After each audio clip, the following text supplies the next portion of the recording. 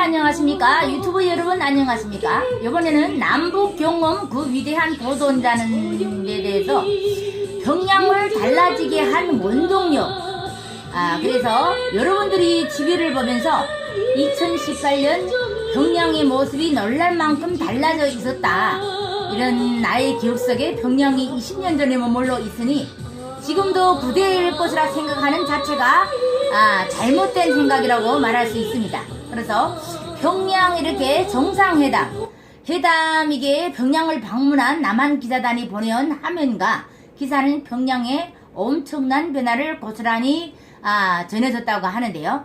개인적으로 이렇게 가장 놀라운 장면이 해가 진 후 이제 평양 대동강변의 이제 야한 야경인데요. 남한 방문객을 의식해서 일부러 불을 밝혀 놓은 것인지, 또 정말 실제 평양 경제가 나아진 것인지는 정말 알 수는 없지만, 평양의 강남이라고 불리는 창천거리에 40, 50층 아파트가 줄기고 있는 여명거리, 그리고 70층 아파트까지 불을 환히 밝히고 있는 모습이 이게 나를 전혀 다른 기억의 공간으로 안내를 했다고 합니다. 그래서 우리가 생각하기에도 평양은 다른 도시보다, 아무래도 다른 도시가 불을 켜지 못하면 평양의 수도인데요. 그러면 불을 켜 있지 않으면 안 되겠지요. 왜냐면 외국인들이 많이 밝기를 하는 것만큼 불이 켜 있지 않으면 또 다른 나라 사람들이 이렇게 말이라든지 또 사진을 찍는다든지 이런 데서 많이 우려되는 것도 없지 않아 저는 있다고 생각을 하고 있습니다. 하지만 지금 2000년도 11월 30일, 2000년 1년 2월 20일에 이제 머물러 있던 열린 두 차례의 이산가족 상봉단을 통해서 많이 취재를 했다고 하는데요. 정말 평양 순환공항에 착륙하기 전에 알 수 없는 감정을 진정하고 이제 내려다본 북한, 온통 회색이었고요. 그리고 고려 호텔에서 내려다본 평양거리 풍광도 회색이었다고 합니다. 그러면 해가 지면 싸늘해지고 캄캄했던 평양의 밤, 평양이 그래서 나에게 회색이 도시였다고 하는데요. 평양이 삭막했고 이산가족 행사장 겸 숙소였던 고려 호텔을 제외하고는 난방이 되는 것이 거의 없었다는 겁니다. 그래서 람루한 옷으로 꽁꽁 동요맨 평양 시민들은 어두운 밤에도 이제 자전거를 타고 다녔고요. 동명, 왕명, 장관 일정이 있어서 이제 버스에 몸을 실어서 이제 시내를 벗어나 보자 이제 놀라운 장면들이 이제 펼쳐졌다고 하는데요. 이제 우리는 흔히 우리 고향에서는 볼 수 있는 그 소달구지를 볼 수 있었고, 또 나무를 한 짐 지고 가는 거리 굽은 노파까지 보면서 이게 버스 창문 밖으로 펼쳐진 모습은 우리 예전 농촌과 너무 닮아 타임머신을 타고 과거로 돌아간 듯이 이렇게 착각에 빠질 정도였다고 이 외국인이 지금 말을 하고 있는데요. 이렇게 진짜 이게 안개 지고 일어나면 한치 앞을 이게 볼 수 없는 안개가 평양 시내를 이제 감쌌다고 합니다. 그래서 안개는 이산가족 방문단 이동수단인 펜츠와 이제 대형 버스에는 내뿜는 매연과 뒤섞여 이제 매캐한 자아감으로써 이제 몸을 더욱 움츠리게 만들었는데요. 이 남포에 서해관문을 설치하면서 평양의 짙은 안개가 상당히 자주 낀다는 이야기를 현지에서 많이 들었다고 합니다. 그래서 회색이 도시이면서도 안개의 도시로 나는 평양을 기억을 많이 했다고 하는데요. 이렇게 18년이 지난 평양의 풍경이 그대로 더더욱 충격적이었지만, 이제 기자단이 보내온 대동강변 건물들의 사진을 보면 회색은 없고 이제 알록달록한 형형색색들이 이제 채색된 아파트를 유형현이나 다용원으로 모두 다른 디자인으로 이루어진 이제 고층 빌딩들이 스카라인, 그리고 강변을 산책하는 사람들이 밝은 표정, 그리고요 이게 평촌구역 미래과학자 거리에 40, 50층의 이제 수정복합 고층 건물들이 빽빽하고 거리에서 이제 자연스럽게 휴대전화로 통화하는 모습들이 화면에 많이 잡혔다고 하는데요. 그래서 이런 폭염 속에서 이게 양산을 든 여성들이 이제 휴대용 선풍기, 이른바 선풍기라도 눈에 띄었다고 합니다. 물론 사진과 화면이 그 사이에 모든 걸 말해줄 수는 없는 거라고 할 수는 있지만 분명한 것은 평양 사이에 변화의 바람이 불고 있다는 것입니다. 그래서 18년 전 그 경직된 분위기 속에서 가족끼리도 서로 말 한마디 조심스러웠던 그때와는 많이 달라졌다고 하는데요. 그러면 무엇이 그들을 그렇게 변화를 시켰을까요? 거기에는 아마도 전 재산과 목숨을 걸고 남북 경험에 도전했던 위대한 이제 기업가들이 개척 정신에 큰 일조를 했을 것이라고 단언을 하고 있습니다. 그래서 동포애를 앞세웠던 남북 경험 1세대, 그러니까 전쟁 위기에 치달았던 이제 남북 관계가 여러분들도 아시다시피 해방이 되면서 중소기업들인 모임에서 화제는 단연 북한이 됐고요. 그리고 비즈니스 기회를 잡을 수도 있는지 조심스러운 접근을 하기도 하고 구체적으로 어떻게 진출할지 진지한 질문을 해오는 사업가도 많이 있었다고 합니다.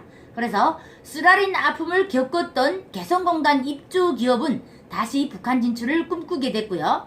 남북 경험 관련 기업 주가는 상한가를 치는 온통 기대에 들떠 있었다고 하는데요.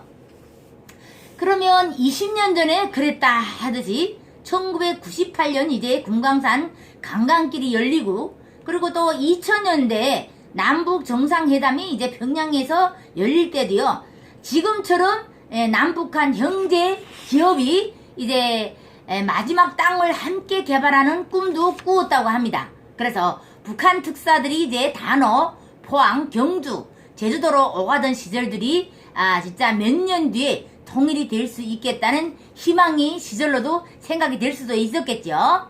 그래서 이게 지금 평양 순환공항 할주로에서 김대중, 김정일 두 정상의 깜싹 이제 첫 만남 이후 제법 많은 기자들이 평양 땅을 밟았다고 합니다. 그래서 이 이산가족 상봉단과 함께 평양 현지 지도를 다녀온 뒤에는 대북 사업을 하는 많은 기업인들이 만나서 이제 취재를 했고요. 아마 거의 돌아갔을 것이라고 이렇게 생각했던 사람들이 죽기 전에 한 번만 보고 싶었던 소원은 이루어졌지만 상봉 이후 더 사무치는 그리움에 차마 눈을 감지 못했다고 취재인들은 말하고 있습니다. 이렇게 대북 사업에서도 20년 세월 속에 대부분 중년들이었던 태창의 이주영 사장은 그나마 나의 기억 속에 희미하게 남은 사업가 중 한 명이라고도 말할 수 있겠습니다. 의류사업 태창은 김우중 회장의 대우에 이어서 두 번째로 이제 남북 당국 승인을 받아서 이 북한에서 사업을 한 남한 기업이라고 말할 수 있는데요. 이 사장은 이제 아버지로부터 물려받은 이제 의료 사업을 반석에 올려놓는 유망한 사업가였다고 합니다. 그래서 그가 이제 북한에서 한 사업은 속옷이 아니라 놀랍게도 금강산 샘물이었다고 합니다. 그래서 태창이 유명해진 것은 금강산 관광이 시작되면서 붙어있는데요. 많은 이제 관광객들이 북한 장정상에서 버스를 타고 온 종리를 지나다가 금강산 이제 샘물 공장을 목격하고는 이렇게 어떤 곳에 남한 공장이 있는지 굉장히 놀라워했다고 합니다. 이렇게 온종리 샘물 공장은 이 사장이 전 재산을 걸고 12년이 넘는 세월이 끝에 세운 남북 합작 공장이었다고 합니다. 그래서 이렇게 남북 경험 기대감이 폭발하면서 200년 어느 봄날에 이제 태창은 이미 대북 사업에 올인했다가 1998년 5월 위안위기로 이제 쓰러졌지만 그는 여전히 금강산 샘물 사업을 하고 있었다고 합니다. 그래서 만족의 이제 용산 이제 금강산 샘물 사업은 누군가가 이제 불명해야 될 사업이고요. 대북 사업에서 돈만 벌렸다간 안 된다는 것. 그리고 민족 공동이익이 우선이고요. 그가 인터뷰에서 한 말은 지금 생각해봐도 왠지 가슴이 짠하게 들려온다고 합니다. 중국과 수교로 되지 않았던 1987년에 민주지역을 여행하면서 한국말을 하는 조선족과 한글 간판을 보고 문화적 충격을 받았다고 말을 하는데요. 이제 중국에 이토록 많은 같은 민족이 살고 있다는 사실 자체에 그는 많이 놀랐다고 합니다. 그래서 민족을 위해서 뭔가 하겠다는 결심에 여러 사업 계획을 검토하다가 뛰어든 사업이 바로 금강산 샘물 개발이었다고 합니다. 이처럼 이렇게 북한에 손을 대기 위해서 애민 가대기에 이제 장학 사업을 벌리는 등 다방면으로 뛰어다니면서 겨우 이제 바톤으로 용맹 맥주로 유명한 조선 독립 888 무역 총회사와 손을 잡았고요. 아무도 남북 합작 사업을 해본 경험이 없던 터라 조선농라 888 무역회사도 어떻게 해야 하는지 몰랐고요. 그 맨 땅에서 이제 조선무역회사도 어떻게 해야 될지 몰랐고 모든 걸 배워가면서 이제 첫 발짝을 뛰기 시작을 했다고 합니다. 그는 본인 인물 개발보다 전신줄을 박아 전기를 끌어들이고 도로를 내서 일부러 나무나 이런 것을 이제 못까지 남한에서 가져다가 공사를 했다고 말하면서 샘물 운송을 위해서 나중엔 철도 보건 보수 공사도 직접 했다고 이게 하는 것을 보면서 저도 이렇게 많은 것을 이게 느끼기도 했습니다. 이런 정신을 가진 사람이 무엇이든 해든 성공을 할 수 있지 않았을까요? 이게 못까지 이제 한국에서 가져다가 쓸 정도면요, 그 사람이 정신이 정말 보통 사람이 아니라는 것을 저는 느꼈고요. 그러면서 이제 위안위기로 인해서 회사가 쓰러지는 아픔을 겪었지만 고생이 결실을 맺는 2004년에는 3월 1일 눈물의 샘물 공장 준공식이 이제 치루어졌다고 합니다. 그래서 일단 금강산 샘물 공장은 남한 자재와 기술로 북한에 지운 첫 번째 공장이 힘차게 돌아갔지만 남쪽의 금강산 샘물이 도착하기 전까지는 이제 넉 달이란 시간을 더 보내야 했다고 합니다. 그래서 북측에 이제 샘물 출시를 위한 이제 자연의 그게 지혈이 돼서야 배편으로 이제 남측이 들어오는 것이었지만 샘물값보다 이제 해상 운송비가 갑절은 더 비쌌기 때문에 수익성은 이제 계약이 약화됐고 그마저도 2015년 5월 4일 조치로 반납이 금지되면서 금강산 샘물은 결국 우리 기억 속에서 잊혀만 됐다고 가슴 아픈 이야기를 하고 있는데요. 하지만 그때 그 패기만만했던 그 사장과 원종리 샘물 공장과 함께 이 사장은 인터뷰에서 여러 가지 이야기를 많이 들려주면서 대북 사업은 우리 민족의 문제라는 동포애적 시각으로 북쪽을 바라봐야 성과를 거둘 수 있다는 것. 그래서 북측과 사업을 하면서 당장의 이익은 사업과 연관시키지 말아야 한다고 말하기도 했습니다. 돈을 이렇게 벌 심산으로 남북 경험에 뛰어든다면 실패는 이제 불보듯 뻔하다고 단언했지만 이 사장님이 대북 사업은 다소나마 이상적이었다고 말을 하고 있는데요. 정말 이익보다 남북 경제 공동체 형성에 기여하고 싶은 큰 이식을 갖고 있다면 이익은 나중에 자연스럽게 따라오게 될 것이라는 그 사장님의 말을 들으면서 정말 언젠가는 꼭 통일이 돼서 이 사장님의 소원도 이루어졌으면 하는 바람입니다.